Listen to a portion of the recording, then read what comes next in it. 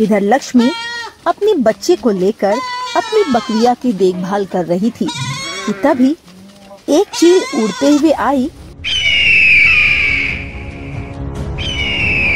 और लक्ष्मी की गोद से बच्चे को लेकर उड़ गई।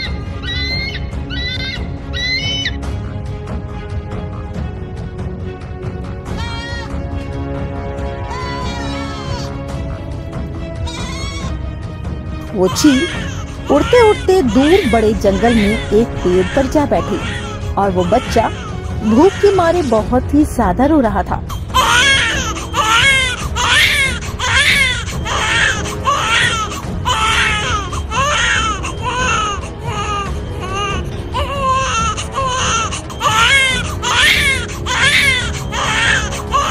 और वो सियार अपना शिकार करके मार डालता है और वो बकरी वहीं पर मर जाती है। बहुत समय पहले की बात है। पहाड़ियों के बीच बसा रायपुर इटौरा एक गांव था। उसी गांव में एक बकरी चरवाहा रहता था जिसके पास कई सारी बकरियां थी।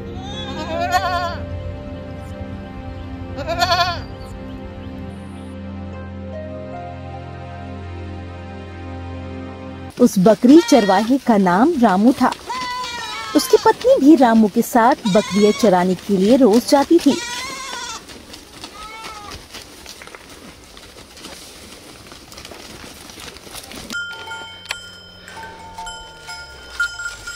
कुछ दिन पहले उसकी पत्नी को बच्चा हुआ था। रामू और रामू की पत्नी दोनों खाना खाकर और अपने बच्चे को लेकर सुबह बकरियों को चराने के लिए एक बड़ी सी मैदान में निकल जाते थे।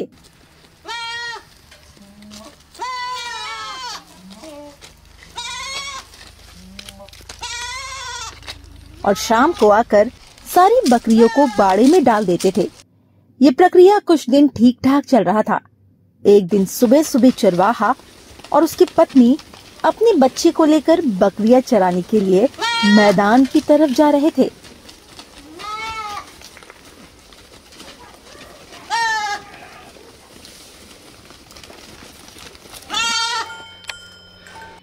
कि तभी चरवाहे की बकरी का एक मेमना दूसरे रास्ते में भटक जाती है और वो भटकते भटकते बहुत दूर निकल जाती है।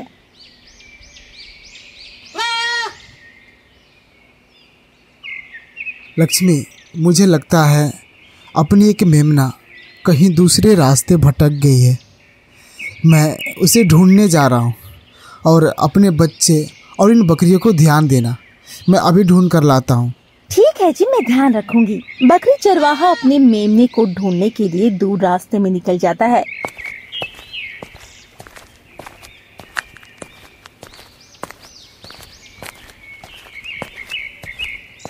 इधर लक्ष्मी अपने बच्चे को लेकर अपनी बकरिया की देखभाल कर रही थी कि तभी एक चील उड़ते हुए आई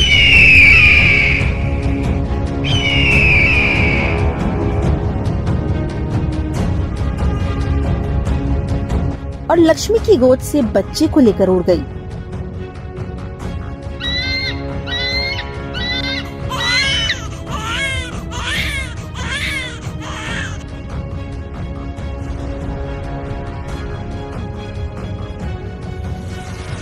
वो चील उड़ते उड़ते दूर बड़े जंगल में एक पेड़ पर जा बैठी और वो बच्चा भूख के मारे बहुत ही ज्यादा रो रहा था।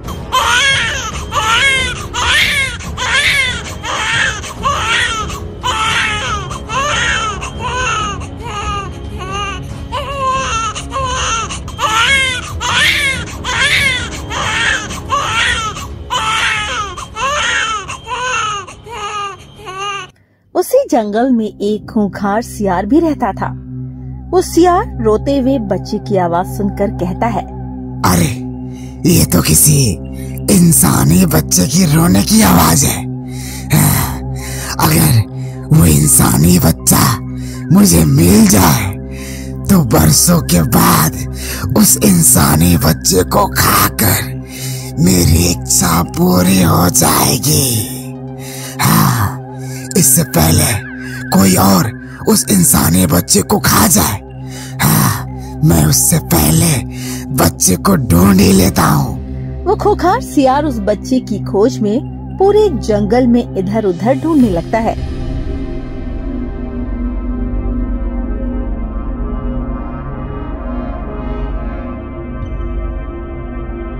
कुछ ही देर में आखिरकार उस बच्चे तक पहुंच ही जाता है।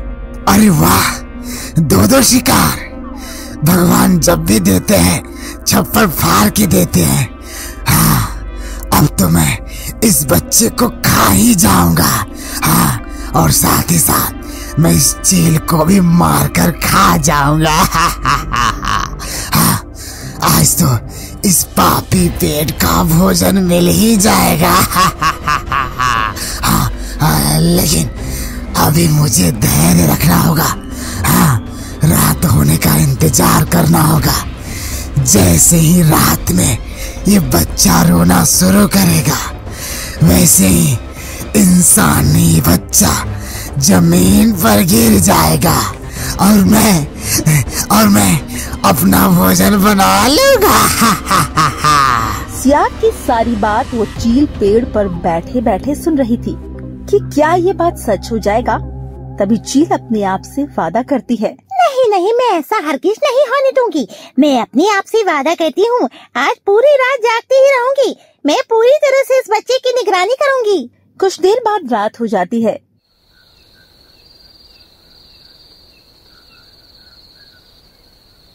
जैसे ही रात होती है, वो बच्चा भूख के मारे जोर जोर से रोने लगता है।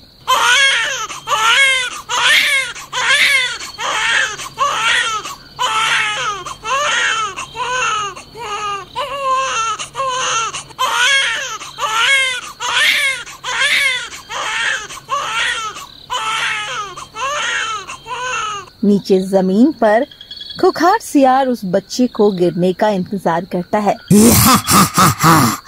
आज तो मैं इस इंसानी बच्चे को मारकर पूरे 10 दिन का भूख मिटाऊंगा।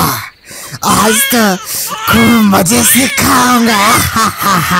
वो बच्चा अपनी माँ के लिए भूख के मारे बहुत ही ज्यादा जोर जोर से चिल्ला रहा था।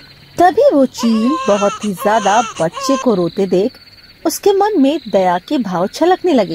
ये बच्चा तो काफी ज्यादा रो रहा है। मुझे लगता है इस बच्चे को वापस छोड़ कर आना होगा, जिस स्थान से मैं लेकर आई थी। तभी वो चील उस बच्चे को लेकर उड़ जाती है।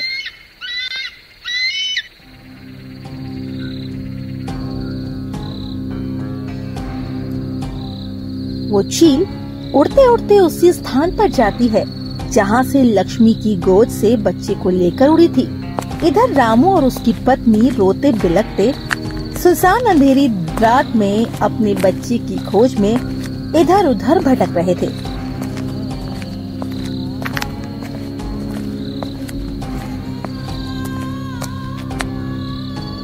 कुछ ही देर में रामू और चील दोनों मिल जाते हैं। तभी वो चील डर के मारे बच्चे को छोड़कर जंगलों की तरफ उड़ जाती है।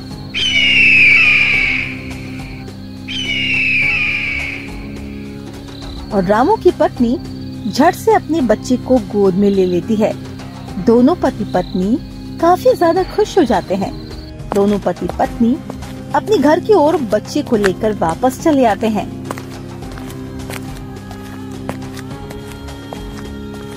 और वे दोनों खुशी खुशी खाना खाकर सो जाते हैं।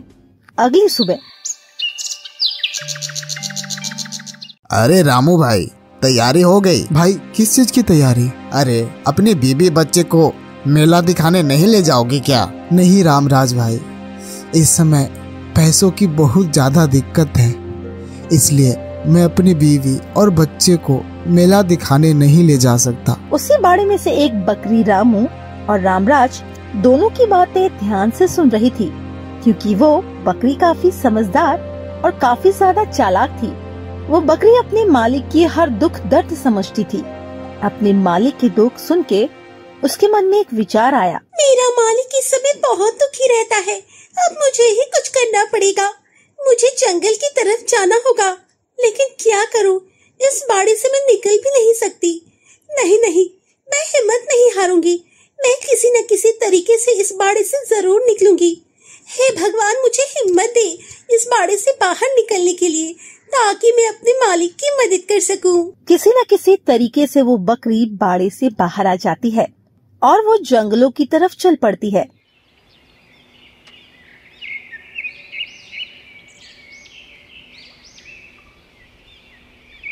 चलते चलते वो बकरी जंगल में पहुंच जाती है। तभी कुछ ही देर में वही सियार अपनी भोजन की तलाश में इधर उधर भटक रहा था। अचानक से उसे सियार और बकरी का आमना सामना हो जाता है। तभी वो सियार अपने मन में सोचता है, अरे ये किस तरह का अजीब सा जानवर है, इसे तो पहले कभी जंगल में नहीं देखा। सियार यही सोते हुए बकरी के बिल्कुल करीब जाता है और बकरी से कहता है, तुम्हें पहले कभी इस जंगल में नहीं देखा? क्या तुम इस जंगल में पहली बार आई हो? जल्दी से बताओ, ताकि मैं तुम्हें अपना शिकार बना सकूं। और हाँ, मेरी बात सुनकर भागने की कोशिश भी मत करना, वरना मैं तुम्हें अपने पंजों से तुम्हें दबोच लूंगा। सियार की बात सुन बकरी डर जाती है और मन ही मन सोचती है, ये आज मैं कहाँ फंस गई। अगर मैंने इस सियार को बता दिया कि मैं एक बकरी हूँ और पास के गांव से आई हूँ, तो ये मेरा शिकार कर लेगा। मुझे इससे बचने की कोई तरकीब लगानी होगी, तभी मैं इस खूंखार सियार से बच सकती हूँ। कुछ देर सोचने के बाद वो बकरी सियार से कहती है, रुकिए रुकिए सियार महाराज, आप मेरा शिकार मत करो, नहीं तो खाने के बाद आप मर जाओगे। मैं एक बहुत ही जहरीली बकरी हूँ, मेरे शरीर में पूरा जहर फैला हुआ है और मेरा स्वाद भी बहुत ज्यादा कड़वा है। मैं बहुत सालों से इस जंगल के एक गुफा में रहती हूँ और कभी कभी बाहर निकलती हूँ। बकरी की ऐसी बात सुनकर सियार कहता है, तुम मुझे बेवकूफ नहीं बना सकते। जंगल में केवल सांप ही जहरीला होता है, बाकी कोई भी जानवर जहरीला नहीं होता। अब मेरा खाना बनने के लिए तैयार हो जाओ और इस जगह से जरा सा भी नहीं हिलना, वरना तुम्हारा राम नाम सत्य हो जाएगा। बकरी फिर से डरते हुए कहती है, रुकिए सियार महाराज, मेरा विश्वास करो, नहीं तो आपको मेरा शिकार करने के बाद अपनी जान गंवानी पड़ेगी। अगर ऐसा नहीं होता तो जंगल के राजा मेरा कब का शिकार कर लिए होते, क्योंकि मैं उनकी गुफा के पास रहती हूँ। सियार महाराज, आप चाहो तो चलकर उनसे पूछ भी सकते हो। बकरी की बात सुन सियार बकरी की बात मान जाता है और उसे वहाँ से जाने देता है।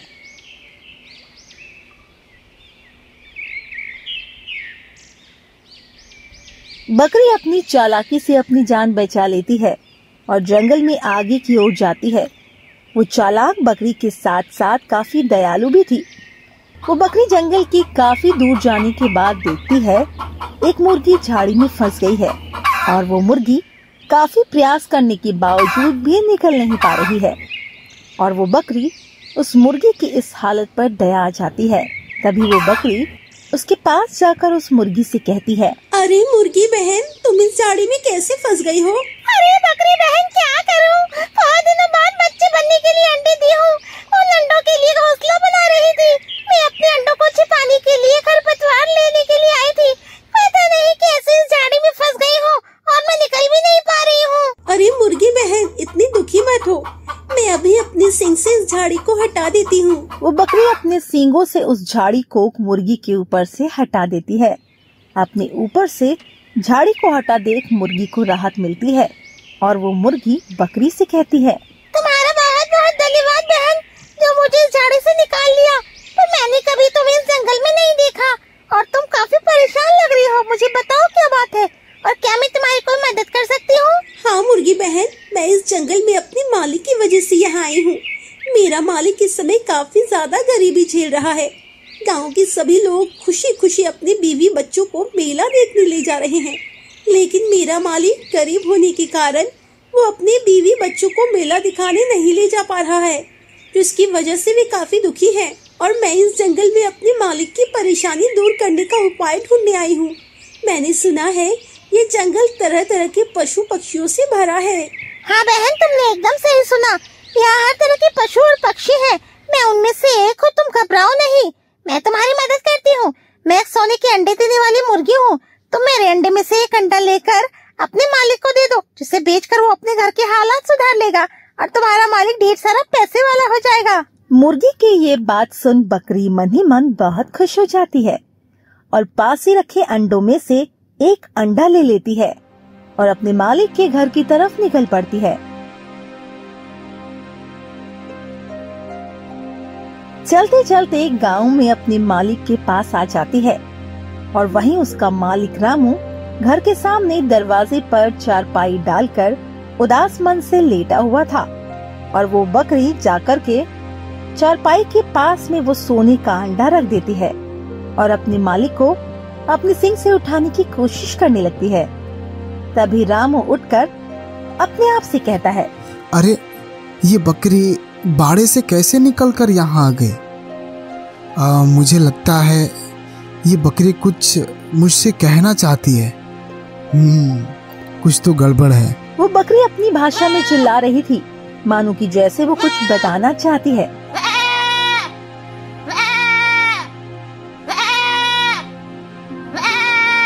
रामू समझ गया कि ये बकरी मुझे कुछ बताना चाहती है। रामू जैसे ही चारपाई से खड़ा हुआ, तभी उस चारपाई के पास पड़ा हुआ एक सोने का अंडा दिखा। अरे ये सोने का अंडा कहाँ से आया? मुझे तो यकीन ही नहीं हो रहा। रामू अपनी पत्नी को घर से बाहर आने के लिए बोलता है। अरे भाग्यवान, सुनती हो? जरा घर से बाहर तो आओ। तभी उसकी पत्नी घर से बाहर निकलती है और रामू के पास आती है और रामू से कहती है, अरे जी क्या बात है, मन ही मन में लड्डू फूट रहे हैं, क्या तुम्हें कुछ सोना चांदी मिल गया है क्या? रामू बहुत ही ज्यादा खुश होकर अपनी पत्नी लक्ष्मी से कहता है, अरे भाग्यवान, देखो तो सही, ये सोने का अंडा मुझे चारपाई के पास पड़ा हुआ मिला। पति पत्नी दोनों को समझ नहीं आ रहा था कि ये सोने का अंडा आया तो कहाँ से आया, लेकिन रामू कुछ ही देर में सोचने लगा। मुझे लगता है कि बकरी ही अंडे को कहीं न कहीं से लेकर आई है और मुझे अपनी भाषा में बताने की कोशिश कर रही है, लेकिन मैं समझ नहीं पा रहा था। ये बकरी नहीं है, ये बकरी के रूप में भगवान है, जो कि हमारे घर में लक्ष्मी के रूप में रहती है। रामू उस बकरी को प्यार से सहलाया और सोने के अंडे को अपने साथ घर ले आया। अगले दिन उसने सोने के अंडे को लेकर सुनार के दुकान पर पहुंचा और उस सोने के अंडे को बेच दिया। उसके बदले में बहुत सारा रामू को पैसा मिला। रामू खूब सारा अनाज खरीदा। अब उसके पास खाने के लिए भरपूर अनाज हो गया था। गांव वाले हैरान थे कि रामू के पास अचानक इतना धन कहां से आ गया। कुछ लोग ईर्ष्यालु भी थे। उन्होंने रामू पर कई तरह के आरोप लगाए। अरे सोहन भाई, रामू के पास इतना सारा धन कहां से आया? अभी तक तो उसके घर में खाने के लिए लाले पल रहे थे, अब इतनी जल्दी इतना ज्यादा अमीर कैसे हो गया? अरे कहीं गया होगा, मोटा सेठ के यहाँ चोरी करके लाया होगा। अभी कुछ दिन पहले तो इतना गरीब था कि खाने के लिए भी सही से अनाज नहीं जुटा पाता था। रामू चुप रहा। वो जानता था कि सच्चाई क्या है और उसे अपनी बकरी पर पूरा भरोसा था। रामू के घर के पास ही एक और घर था जिसमें एक लालची किसान रहता था। एक दिन वो रामू के घर जाता है और रामू से अमीर बनने का राज पूछता है। अरे रामू भाई, तुम इतनी जल्दी धनवान कैसे बन गए? रामू एक अच्छा और ईमानदार आदमी था। वो अपने पड़ोसी को सब बता देता है कि किस तरह उसकी बकरी जंगल से जाकर एक सोने का अंडा लेकर आई। रामू की बात सुनकर उसका पड़ोसी अपने घर चला जाता है। घर पहुंचते ही वो लालची किसान अपनी पत्नी को रामू के अमीर बनने की सारी बात बता देता है कि किस तरीके से वो इतना अमीर हुआ। किसान और उसकी दोनों पत्नी बहुत लालची थे। किसान और उसकी पत्नी दोनों ने मिलकर एक योजना बनाई। हम दोनों कल सुबह ही अपनी बकरी को जंगल में छोड़ आएंगे, ताकि अपनी बकरी भी हमें सोने का अंडा ला कर देगी और फिर हम दोनों भी धनवान हो जाएंगे और हम दोनों का भी सपना पूरा हो जाएगा। जैसे ही सुबह होती है, दोनों पति पत्नी रामू को जैसे अमीर बनने के लिए अपनी बकरी को जानबूझकर जंगल में छोड़ने के लिए चल देते हैं। और उस बकरी को जंगल में छोड़कर अपने घर चले आते हैं। बेचारी बकरी जंगल में चली जाती है। वहीं सियार जंगल में घूमते घूमते उस बकरी के पास आ जाता है और वो सियार अपना शिकार करके मार डालता है और वो बकरी वहीं पर मर जाती है।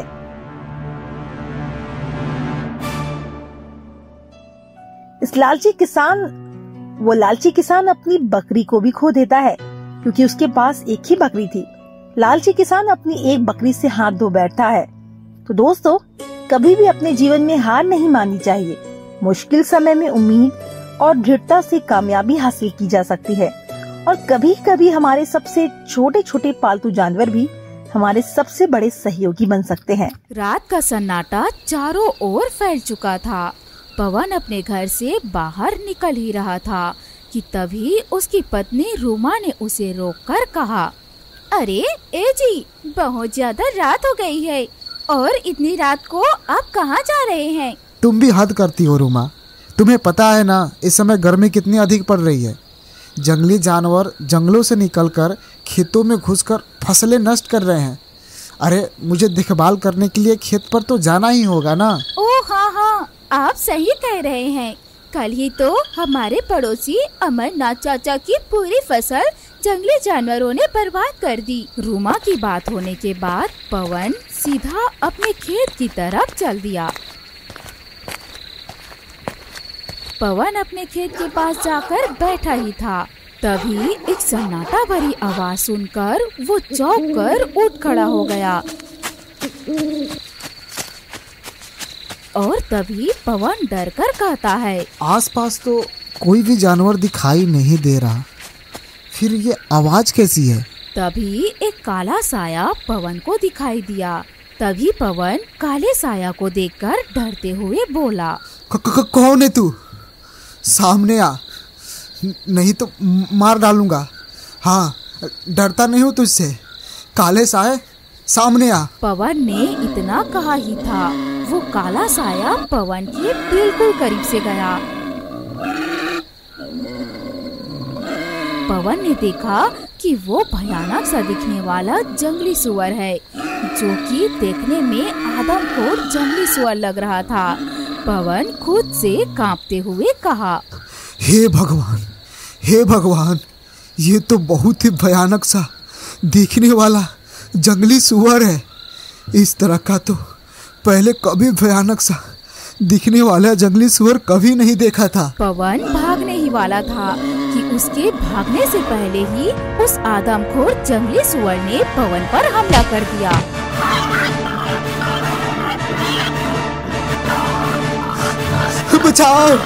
बचाओ, कोई मुझे बचाओ।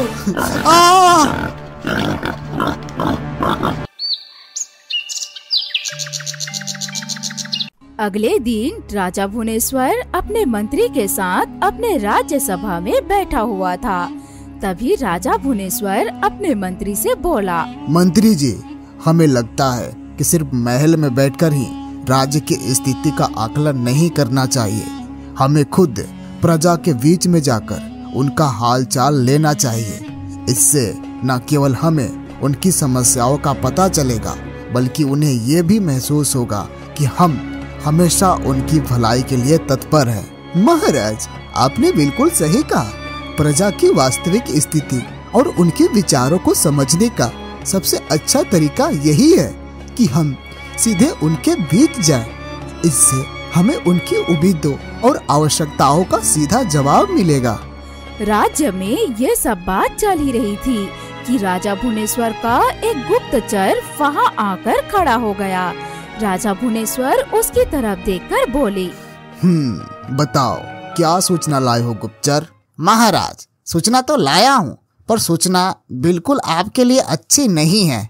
गुप्तचर की बात सुनकर राजा चौंक कर बोला, तुम कहना क्या चाहते हो? महाराज, आपके आदेश के अनुसार कल रात मैं भेष बदलकर राज्य में टहल रहा था और टहलने के दौरान मैं कुछ लोगों की बात सुनी और वो बात सुनकर मैं पूरी तरह से चौंक गया। ऐसा क्या सुन लिया तुमने जरा हमें भी तो बताओ। महाराज, किसानों में डर फैला हुआ है।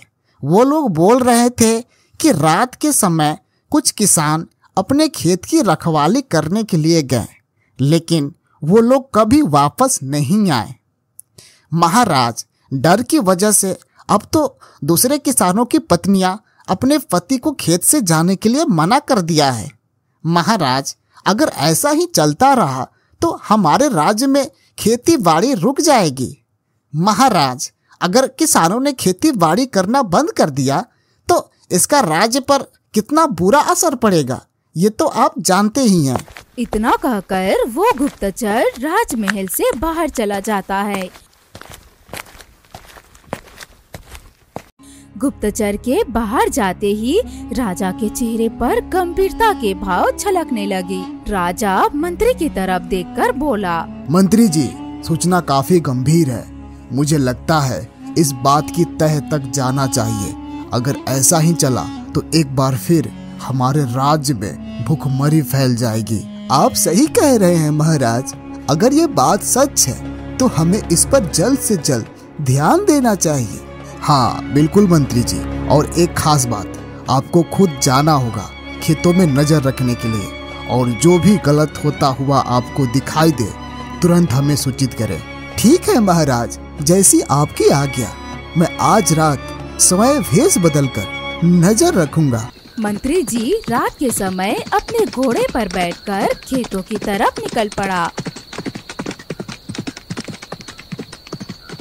और एक पेड़ के नीचे खड़ा होकर चारों तरफ देखकर अपने आप से बोला, मुझे आज रात यहीं पर रुकना चाहिए। आज रात मैं यहाँ बैठकर आने जाने वाले लोगों को साफ साफ देखूंगा।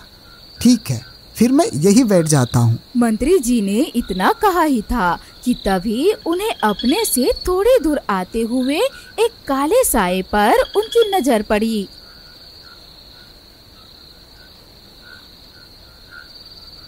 उस काले साए को देखकर मंत्री जी पूरी तरह से डर गए।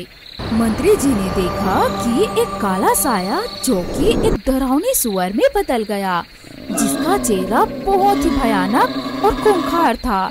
मंत्री जी कांपते हुए गौर से उस भयानक सुअर की तरफ देखा। फिर अचानक मंत्री जी के दिमाग में एक धमाका हुआ और चीखते हुए बोला, नहीं, ऐसा नहीं हो सकता। नहीं नहीं, ऐसा नहीं हो सकता। नहीं नहीं।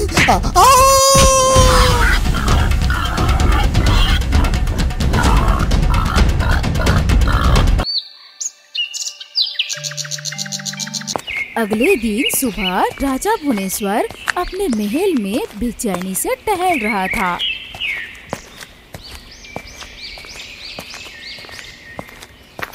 तभी राजा भुवनेश्वर अपने आप से कहता है, मुझे ये नहीं समझ में आ रहा है कि मंत्री जी अभी तक वापस क्यों नहीं आए। उसे तो अब तक वापस आ जाना चाहिए था। तभी राजा का एक सैनिक राजा के सामने आकर खड़ा होता है। महाराज की जय हो। महाराज, एक बहुत बुरी खबर है। बुरी खबर? कैसी बुरी खबर? महाराज, मंत्री जी की लाश खेतों में बहुत बुरी तरीके से मिली। ऐसा लगता है कि किसी आदमखोर जानवर ने उनके ऊपर हमला किया है। राजा भुवनेश्वर पूरी तरह चौंक पड़ा और फिर गंभीरता से बोला, क्या तुमने वहाँ पर आसपास किसी लोगों से पता किया? महाराज, हमने बहुत पता करने की कोशिश की, पर वहाँ के लोग इतने डरे हुए हैं कि कुछ बताने के लिए तैयार ही नहीं हो रहे हैं। इतना कहकर वो सैनिक वहाँ से चला गया। मंत्री जी की हत्या होने के बाद पूरे प्रजा में डर का माहौल कायम हो गया।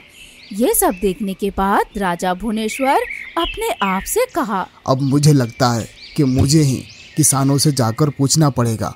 अगर किसान लोग खेती ही करना बंद कर देंगे तो अनाज की कमी होने लगेगी। अनाज की कमी प्रजा के साथ साथ सैनिकों को भी कमज़ोर कर देगी, जो हमारे राज्य के लिए बेहद घातक है।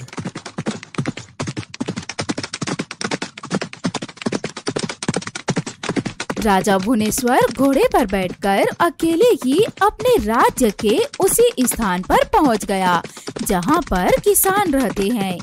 राजा को वहां देखकर सभी किसान लोग राजा के पास चले आए। फिर राजा भुवनेश्वर अपने किसान लोग की ओर देखकर बोला, मेरे सैनिक यहाँ पर कई बार आए और तुम सब लोगों से पता करने की कोशिश की, लेकिन तुम में से कोई भी कुछ बोलने के लिए तैयार ही नहीं है। अगर तुम सब लोग कुछ बताओगे नहीं तो इस समस्या का निवारण कैसे होगा? कोई तो आगे आओ और बताओ मुझे। फिर राजा भुवनेश्वर एक बूढ़े किसान की ओर देखकर बोला, आपकी दहशत भरी आंखें बता रही है कि आपने कुछ देखा है। वो किसान राजा की ओर देखकर डरते हुए बोला, महाराज, कुछ दिनों पहले मैं और मेरा बेटा अपने खेत में पानी दे रहे थे, तभी अचानक एक जंगली सूअर हमारे सामने आकर खड़ा हो गया और मेरे ही सामने मेरे पुत्र को मारकर खा गया और मैं किसी तरीके से अपनी जान बचाकर वहां से भाग निकला और अपने घर आ गया। कैसे पिता हो तुम? तुम्हारे आंखों के सामने ही तुम्हारे बेटे को मारकर खा गया और तुमने हमें सूचित करना भी उचित नहीं समझा। महाराज, मैं पूरी तरह से डर गया था। जब मैं इस बात की चर्चा गांव वालों से की तो गांव वाले भी बुरी तरह से डर गए और उसके बाद किसान के लापता होने का सिलसिला शुरू हो गया। मैं जानता हूँ महाराज, वो आदमखोर सुअर ही जो किसानों की हत्या कर रहा है और वही मंत्री जी की हत्या की है। मैं भूत प्रेत आदमखोर किसी को नहीं मानता। जरूर मेरे शत्रु राज्य का दुश्मन कुछ जंगली सुअर खेतों में छोड़कर मेरी प्रजा में डर कायम करने के लिए ये सब कर रहे हैं और मैं इसका पता लगा कर ही रहूंगा। और ये आप सबसे मेरा वचन है, आज से आप लोगों को किसी से डरने की जरूरत नहीं है। राजा किसानों से ये सारी बातें करके सीधा अपने महल चला आया और अपनी पत्नी कल्पना से बोला, कल्पना जी, मेरे दोनों पुत्र कहाँ हैं? आपको अचानक मेरे दोनों पुत्रों के क्या काम पड़ गया? समय आ गया है कल्पना जी, उनकी बुद्धि की परीक्षा लेने की। मेरे बड़े बेटे भीमसेन और छोटे बेटे भानु को तुम मेरे पास राज्यसभा में भेजो। कुछ देर बाद भीमसेन और भानु राजा भुवनेश्वर के राजसभा में खड़े हुए। फिर राजा भुवनेश्वर अपने दोनों पुत्रों से कहा, वो समय आ गया है कि तुम दोनों की परीक्षा ली जाए। तुम तो सब जानते ही होंगे कि इस समय राज्य में क्या चल रहा है। हमें पता है पिताजी कि इस समय राज्य में किसी आदमखोर सुअर का खौफ फैला है। तो तुम इस बारे में क्या सोचते हो, मुझे बताओ। मेरा मानना है पिताजी कि ये जरूर किसी हमारे शत्रु देश की राजा का काम है, जो हमारी प्रजा में खौफ पैदा करके हमें कमजोर करना चाहती है और हमारा राज्य हटाना चाहती है। तुम में वाकई बुद्धि है राजकुमार भीमसेन। फिर राजा अपने छोटे बेटे भानु से पूछा, तुम बताओ इस बारे में क्या सोचते हो छोटे राजकुमार? पिताजी, मैं प्रजा के बहुत सारे लोगों से पता किया है और सभी लोगों ने आदमखोर जंगली सुअर को देखने के लिए दावा किया है और मुझे लगता है कि कोई भी राजा प्रजा में डर फैलाने के लिए इस तरह के घिनौना हरकत नहीं कर सकता।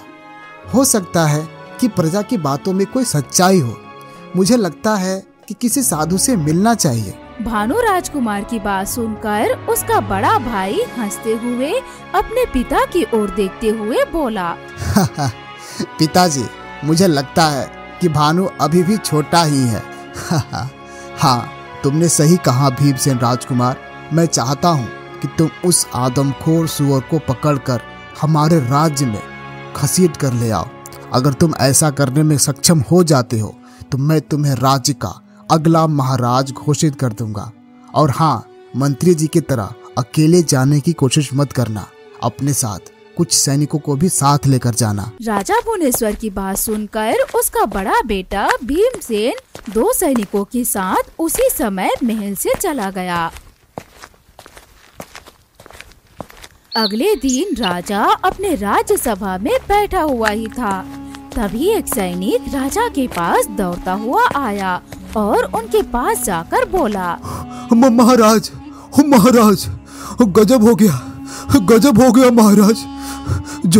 जो नहीं होना था वो हो गया महाराज। क्या हो गया सैनिक, तुम इतने घबराए क्यों हो?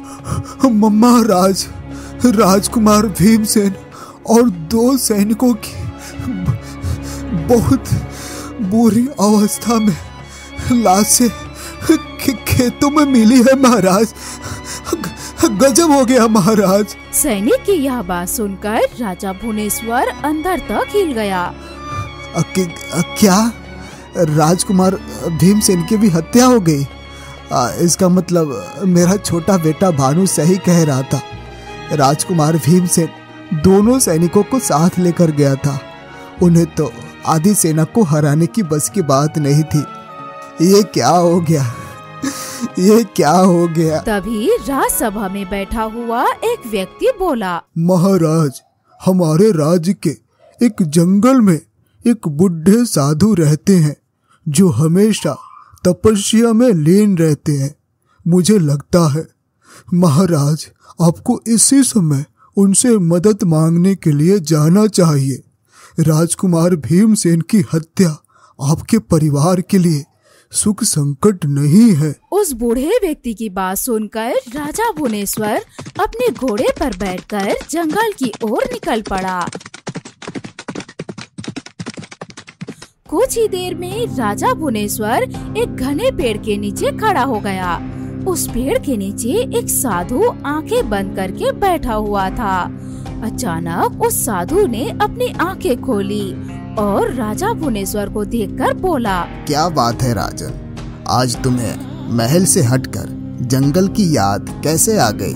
राजा भुवनेश्वर सारी घटना बताते हुए उस साधु से बोला, मेरी मदद करिए महाराज, प्रजा में दहशत का राज कायम है और तो और मेरा बेटा राजकुमार भीमसेन भी उस आदमखोर सुअर के हाथों मारा गया। राजा भुवनेश्वर की बात सुनकर वो साधु रहस्यमय अंदाज में एक शमशान की राख की पोटली को राजा को पकड़ाते हुए कहा, अब तुम महल लौट जाओ राजन, और आधी रात के समय आईने के सामने खड़े होकर इस शमशान की राख को आईने में दिख रहे अपने चेहरे पर फेंक देना।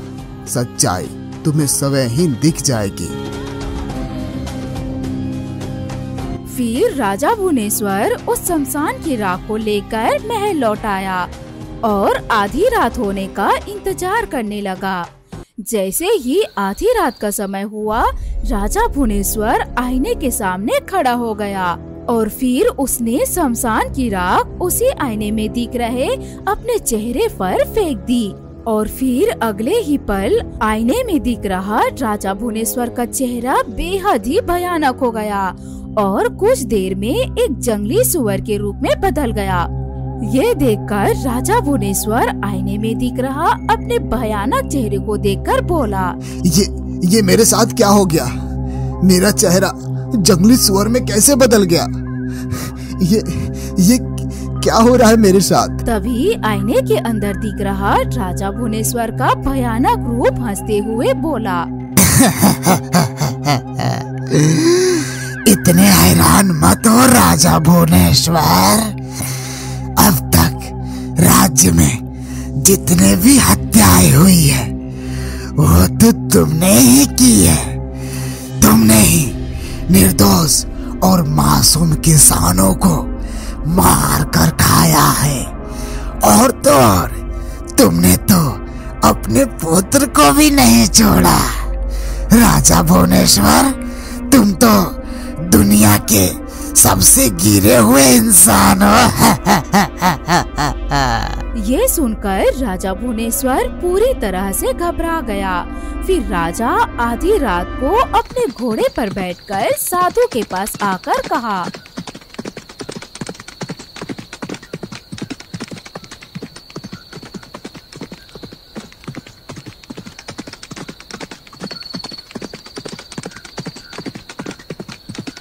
साधु महाराज, ये क्या रहस्य है? आईने के अंदर तो मेरा ही चेहरा है, जो कि आईने के अंदर एक भयानक जंगली सुअर में परिवर्तित हो गया।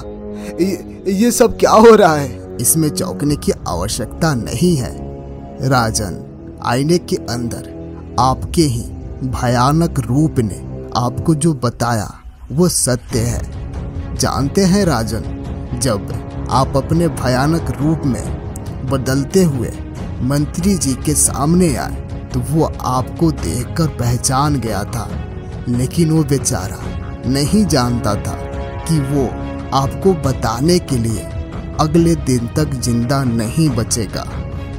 आप उसे ही मारकर खा गए।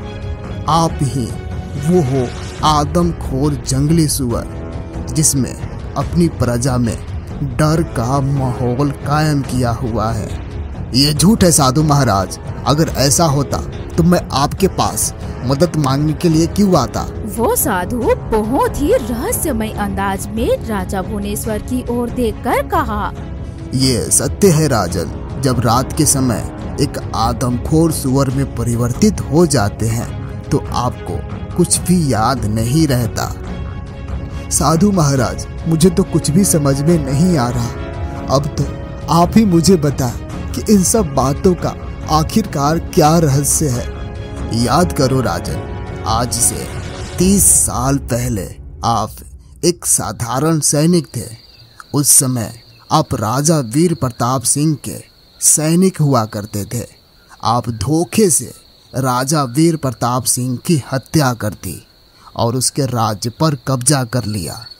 जिस राज्य के आज आप राजा बन बैठे हैं वो राज्य किसी दौर में वीर प्रताप सिंह का राज्य था, जो कि बहुत ही दयालु राजा था।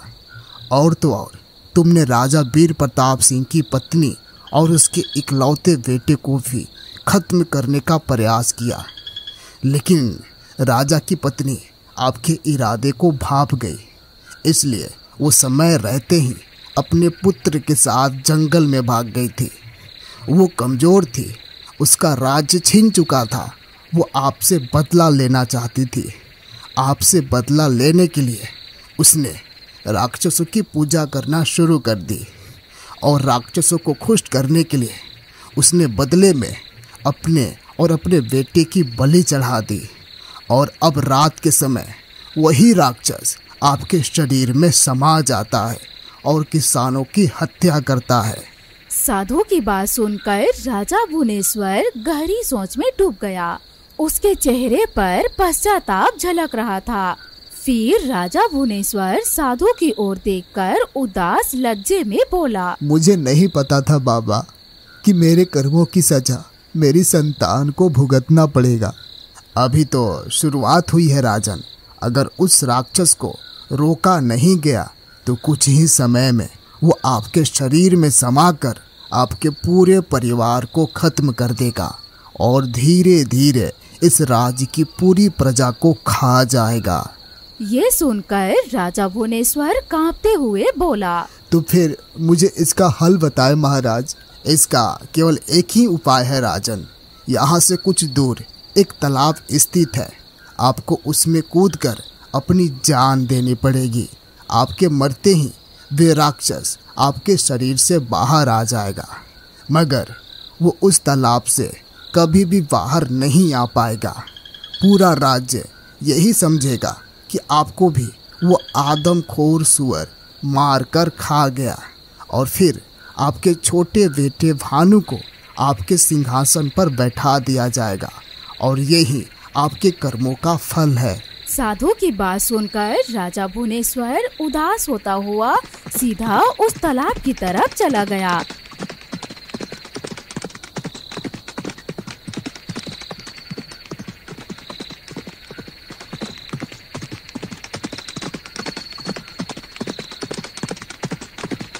तालाब के पास पहुंचने के बाद उन्होंने तालाब में छलांग लगा दी। राजा भुवनेश्वर के मरते ही राज्य में सब कुछ सही हो गया।